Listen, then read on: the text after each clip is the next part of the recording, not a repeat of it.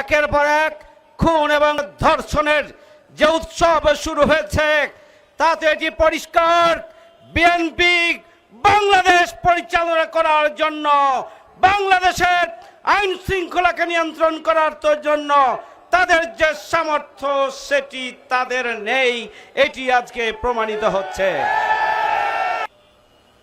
চুয়াডাঙ্গায় জীবননগরে জামায়াত ইসলামীর একজন নেতা হাফিজুর রহমানকে অন্যায়ভাবে হামলা করে হত্যা করা হয়েছে।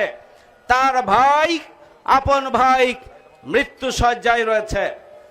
এটি বিএনপির মাধ্যমে এই হত্যাকাণ্ড সংঘটিত হয়েছে। নির্বাচনের আগে শেরপুরে মাওলানা রেজাউল করিমের উপরে হামলা করে তাকেও বিএনপি হত্যা করেছে।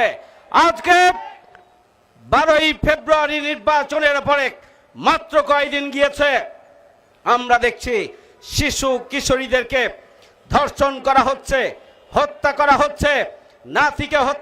নানিকে হত্যা করে নাতনির ওপরে ধর্ষণ করে তাকেও হত্যা করা হয়েছে। একের পর এক গুম, একের পর এক খুন এবং ধর্ষণের যে উৎসব শুরু হয়েছে, তাতে এটি পরিষ্কার বিএনপি বাংলাদেশ পরিচালনা করার জন্য, বাংলাদেশের আইন শৃঙ্খলাকে নিয়ন্ত্রণ করার জন্য তাদের যে সামর্থ্য সেটি তাদের নেই, এটি আজকে প্রমাণিত হচ্ছে। অবিলম্বে খুনিদেরকে গ্রেপ্তার করতে হবে। অবিলম্বে যারা খুন করেছে তাদেরকে বিচারের আওতায় আনতে হবে এবং গোটা বাংলাদেশকে নিরাপদ, বসবাসযোগ্য, মানবিক বাংলাদেশে পরিণত করার জন্য সরকারকে এগিয়ে আসতে হবে।